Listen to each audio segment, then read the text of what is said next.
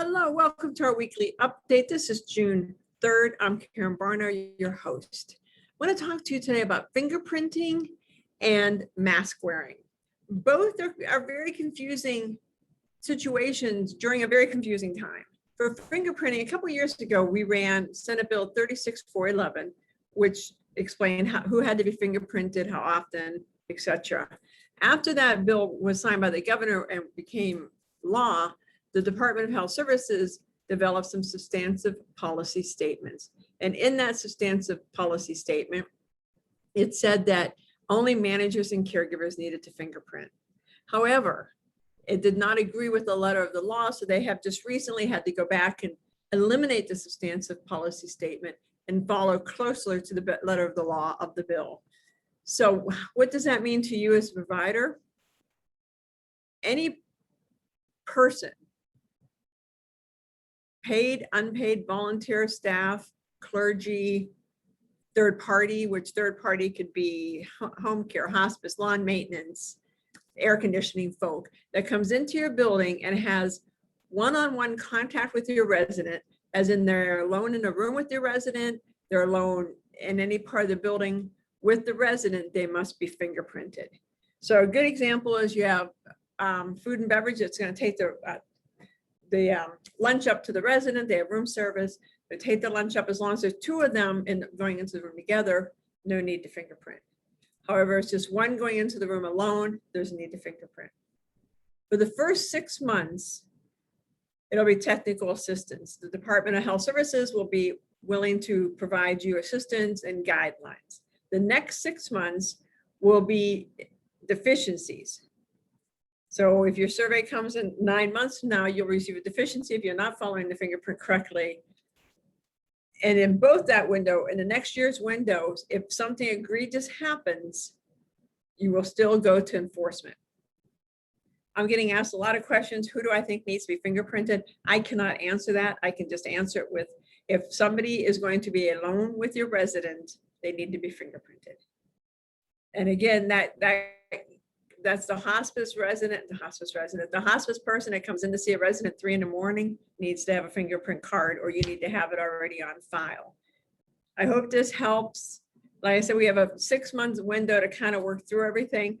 The associations plan on running a bill together next session in 2022 to fix this error, or whatever you want to call it, to go back to just managers and caregivers. But until that time, anybody who's going to be alone with your resident must be fingerprinted.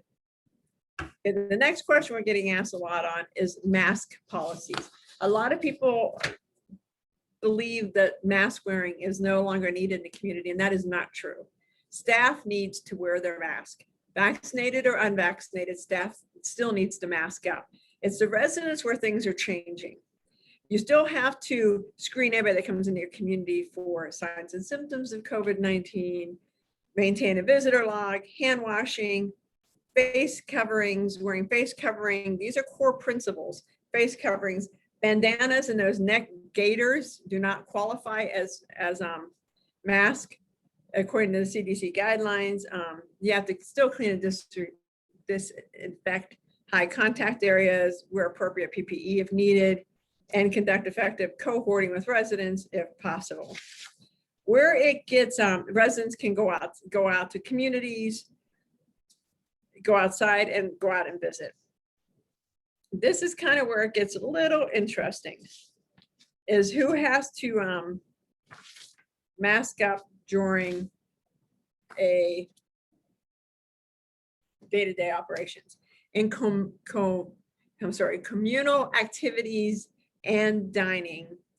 If a resident is fully vaccinated, they may dine and participate in activities without a mask and without social distancing. If all participating residents are fully vaccinated. And keep in mind, in healthcare, we are one of the very few businesses, areas that are allowed to ask for vaccination status and proof of vaccination status. So I know some of you hesitate saying, well, I don't think we're allowed. Healthcare is absolutely allowed to ask for proof of vaccination status. If an unvaccinated resident is in the communal dining area or in the activity, then everybody has to mask up. All the other residents must mask up. So if they're all vaccinated in an activity, they don't need the social distance and they don't need mask. If you have one unvaccinated resident in the activity, then that unvaccinated resident must social distance and mask up. Same for the dining room. In the dining room, the residents may, if they're all vaccinated, they may take their mask off and sit together. If there's one unvaccinated resident in the group, then everybody has to mask back up and the unvaccinated resident must do social distancing.